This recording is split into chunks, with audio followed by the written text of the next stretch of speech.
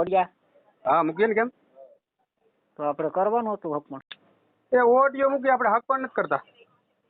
નહીં નહીં હક પણ નથી કરતા, પણ આપણે ઓડિયો મૂકી દઈએ. હા પણ એ જ વાત છે ને, એટલે આપણે હક પણ કરવાનું છે. ઓડિયો મૂકો તો કોઈક ફોન કરે ને આપણે એમ. હા એટલે જ કહું ને તમે કે મારે હક પણ કરવું પછી ઓડિયો મૂકવાનું એવું કરો છો. હરેશભાઈ આપણે ઓડિયો મોકલવો હોય ને તો હક પણ થઈ શકે ને ભાઈ એમ. હા તમે સીધી રીતે કહેતા હોય તો મને મારે ઓડિયો મૂકવો છે લગ્ન માટે, એવી રીતે સીધી વાત કરી હોય તો હા ક્યાં ગામ થોડીક ભૂલ છે.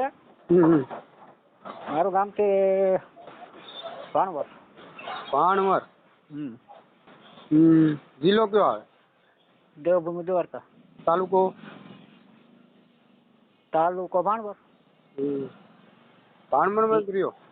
હા ભાણવરમાં જ રહ્યો? હા. કામ શું કરો? કામ શું કરો? કામમાં તો ડ્રાઇવિંગ કરું.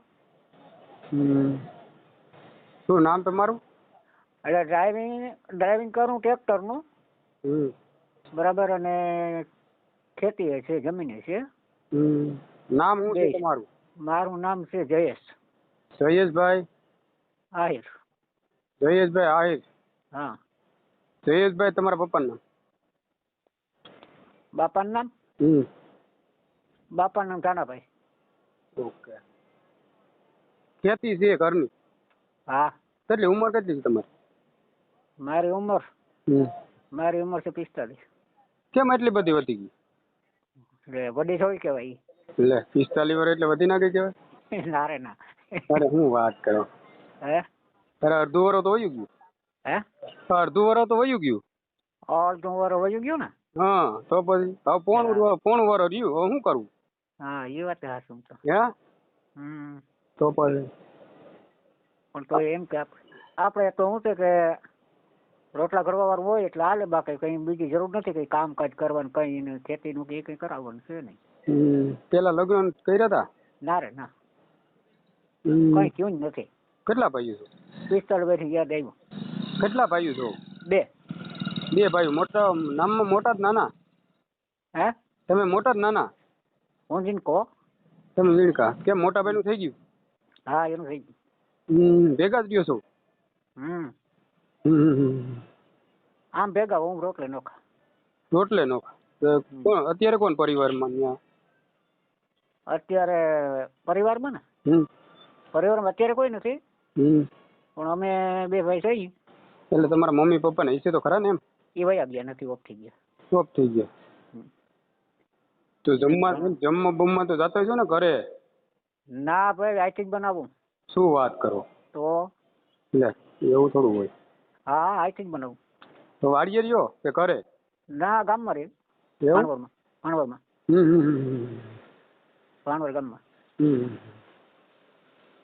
ક્યાં સમાજમાં કરવું તમારે? આપણે સમાજના સમાજ છે, આપણે સમજી લો કે વાણી ભરતો આવે હાલે, એ બધું આવે એ હાલે. દલિત સમાજ દેવી પૂજક ના ચાલે? ના ના એ નહીં. હવે એમાં શું થઈ ગયું? નહીં બ્રાહ્મણ ના હાલે.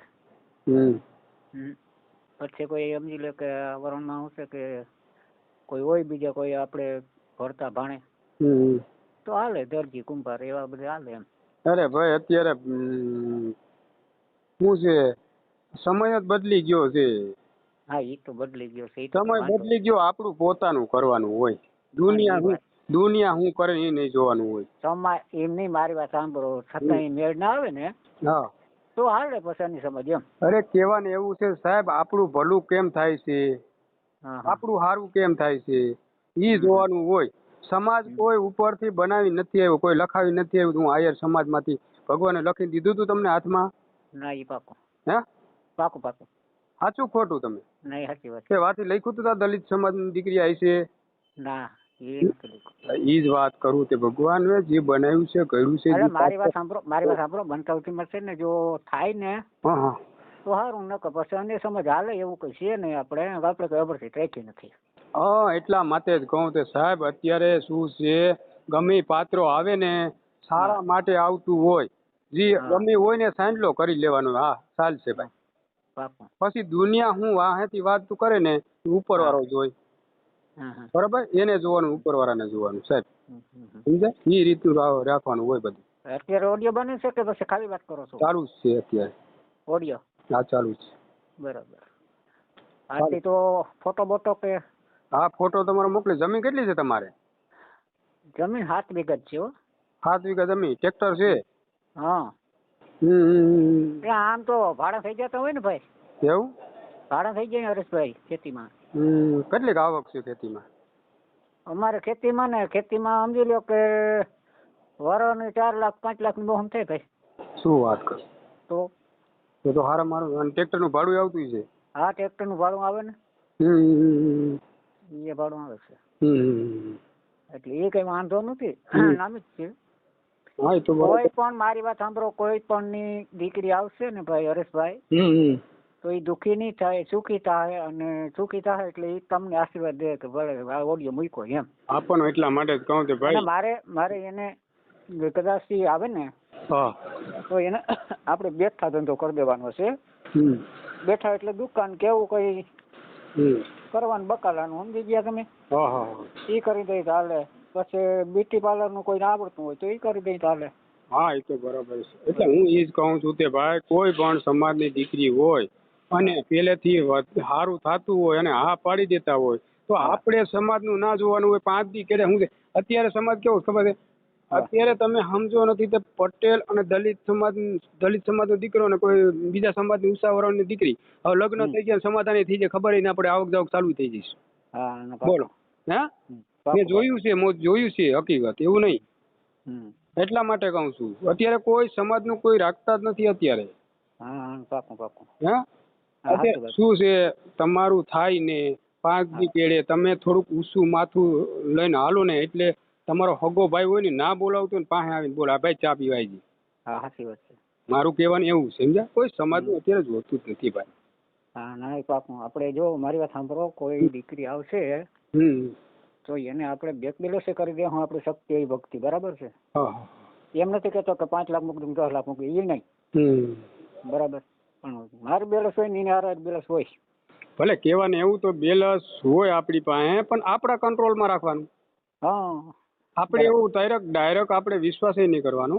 નહીં એ તો ખબર પડી જાય ને ભાઈ. હા કોઈ માટે આપણે વિશ્વાસ પરબારો ના કરી લેવાય ભાઈ. તેઓ પૈસા હાલે એટલા ને એટલા કર વહીવટ હકાય ને, બરાબર? અહીંયા મારી પાસે આવશે ને ભાઈ, એટલે જવામાં તો નહીં સમજે. કારણ છે કે શું ખબર છે, સમજી કે આપણે કઈ કહેતા નથી. કોઈ વાતે માથાકૂટ ના હોય, કોઈ વાતે ઝઘડો હોય, એનું ગાંઠનું હાલ છે, સમજ્યા? ઘરમાં ઈ કેમ હું કરું એવો માણસ છું, સમજી ગયા? કોઈ માથાકૂટ ને ગાને આ બધા સમજે ને ભાઈ. કોઈ આજ કોઈ દીકરી આપણા ભણવા ઉપર કોઈ દીકરી આવી હોય તો એનું છે ને ડબલ ધ્યાન રાખવું પડે આપણે, સમજી ગયા? કારણ કે એ આપણો વિષય છે, આવ્યા છે. આ કોઈ દીકરી ભેગી આવતી હોય તો નાની બાળક હાલે ને? હાલે. હા એટલા માટે. કેમ તો એવા મારી પાસે ફોન આવતા હોય. હા હાલે ભાઈ. કેમ તો એવા ફોન આવતો તો હું તમને કહી શકું કે ભાઈ દીકરી ભેગી આવશે, તમારી જમીન છે, પોતે એકલા છો તો તમારે જો આ દીકરી તમે હાંસવી લેતા હોવ. ના પાકું ભાઈ. એટલા માટે, બીજું કઈ નહીં. તો લક્ષ્મી છે ને, આવે તો સારું. એટલા માટે, બીજું કઈ નહીં. ક્યાં રહેવાની છે આપણે? મોડા વેલા હા રહેવાનું છે. એટલા માટે કહું છું. તો ગમે એ સમજી લો તે દીકરી નાની આવતી હોય લક્ષ્મી છે ઘરની, અને એને માટે કરશો તો કુદરત તમને વધારે. પાકું છે. નંબર જાહેર કરવો જોઈએ કે નહીં તમારી પાસે જ રહે? આ તમારો નંબર હું મૂકી દઈશ. આ જ નંબર છે ને તમારો? હા તો મને તમારો ફોટો મોકલી દેજો. આ તમારો નંબર સેવ કરું ને પછી મારે વોટ્સઅપ કરવાનું છે, બરાબર?